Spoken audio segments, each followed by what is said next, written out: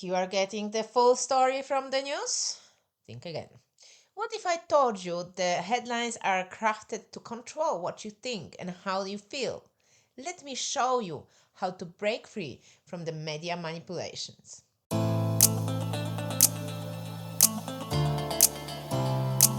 Welcome to the People's Perspective, when we unpack what matters, decoded for people who actually think. Keep watching till the end for the happy news of the week. Today, we will be discussing something that touches each of our lives: journalism. More specifically, we will talk about why journalism is often referred to as the fourth pillar of democracy, and how modern day journalism, while incredibly important, can sometimes manipulate public perception. We will also go over some ways you can spot manipulation and misinformation. So let's go.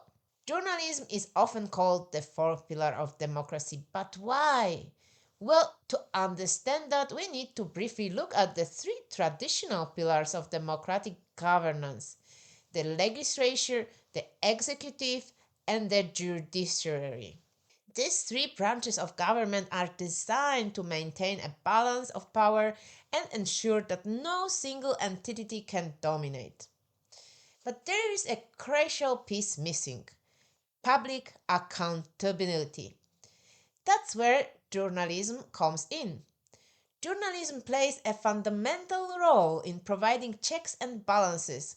It acts as a watchdog that informs the public about the activities of those in power, whether they be political leaders, corporations, or other influential bodies. Investigative reporting, for example, has uncovered scandals, exposed corruption, and promoted change. Think of Watergate in the US or the Panama Papers leak. WikiLeaks, ever heard of those? Without a free press, there is no transparency, and without transparency, democracy begins to crumble. However, in recent years, journalism has faced significant challenges. The rise of digital media and 24-hour news cycles has created pressure to deliver news faster, often at the expense of depth, balance, and sometimes even truth. Additionally, many of us have come to realize that behind TV stations and newspapers are investors who not only seek profits but also have agendas they want to promote, almost like philanthropy for the ultra wealthy. We are currently witnessing mainstream media struggling as readers and viewers are turning to alternative sources. Much of the information now unfolds on platforms like X, Twitter. Nowadays, this is where the news breaks first, if you like Elon or not. Although platforms like X, Twitter are new and stand in contrast to legacy media, they too face challenges with bias and manipulation. So, what do you think you can do about it? Be so kind and leave your thoughts in the comment section below, and keep watching for the best practices I find out. While many of us are aware of the biases of CNN, BBC, or Fox News, we often turn to other outlets in search of different perspectives. Yet the problem remains the same: someone is still controlling the flow of the information.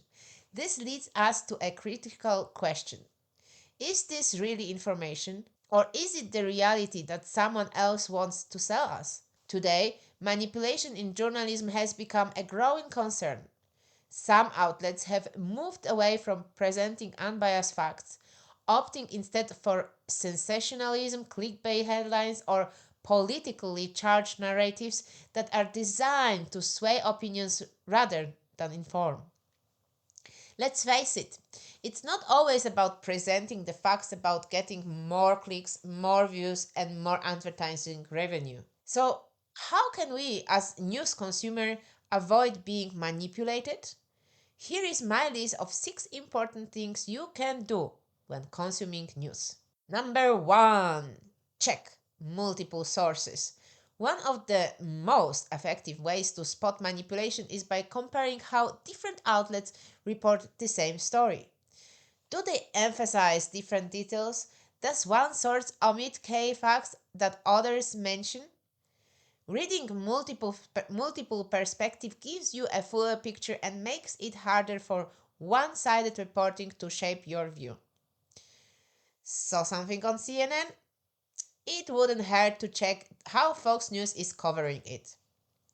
Watching Tucker Carlson? Check if the Young Turks are talking about it too. Additionally, there is a website called allsides.com that display headlines from multiple perspectives to highlight bias in news reporting.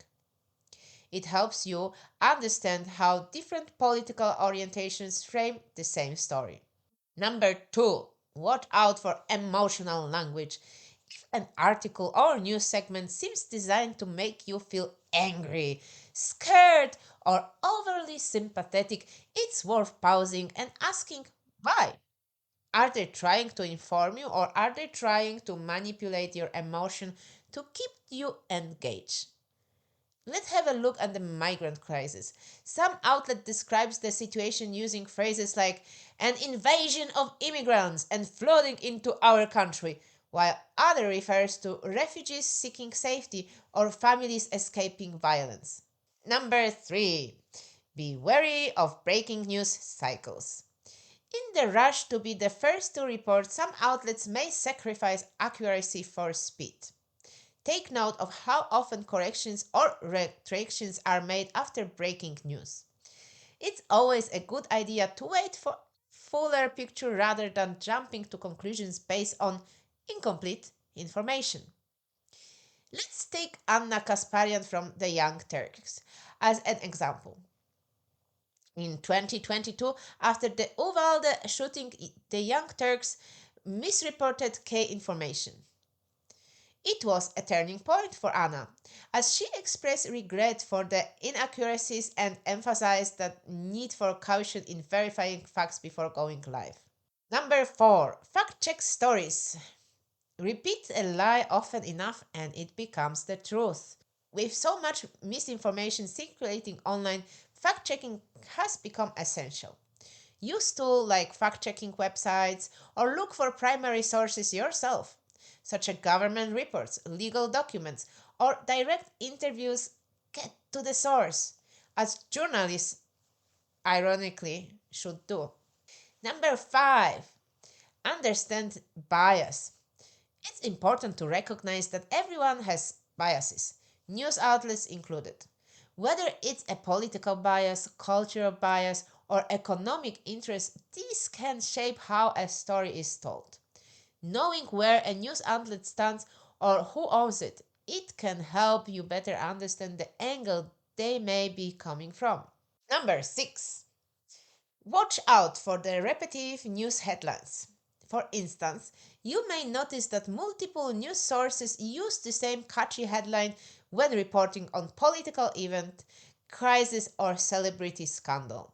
While these headlines might be designed to draw in readers, they can also lead to a homogenization of information, where the nuances and complexities of a story are lost in the pursuit of virality.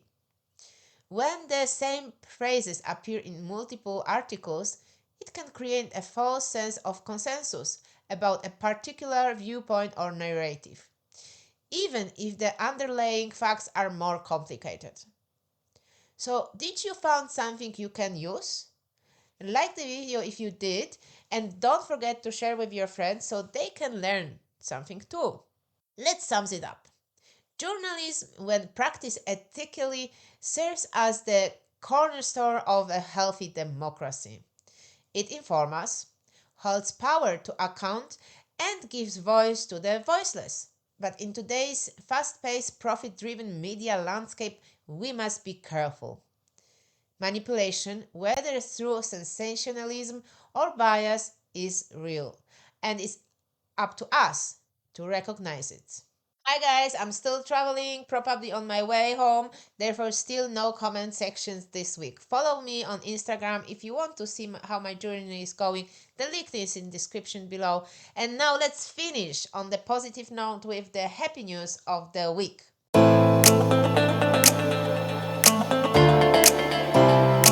Imagine bacteria that act like living electrical wires? No, it's not science fiction, it's real. Deep in the mud flats of Oregon's Yaquina Bay, scientists discover new species of so called cable bacteria. And it's sparking real excitement. Meet Electrothrix iaconensis. It's named after the Yacona people and the bay they've called home for generations. This microscopic powerhouse forms long strands that conduct electricity using nickel, a metal normally toxic to humans. Why does it matter? It could help us clean polluted and sediments and even inspire futuristic bioelectronics, think living circuits. As researchers Cheng Li puts it, this species is a bridge, a clue to how these bacteria evolved, and maybe a key to new tech. So, yeah, electric bacteria are real, and they just might change the world. Thank you for watching till the end, and as always, stay informed, stay engaged, and remember, knowledge is the key.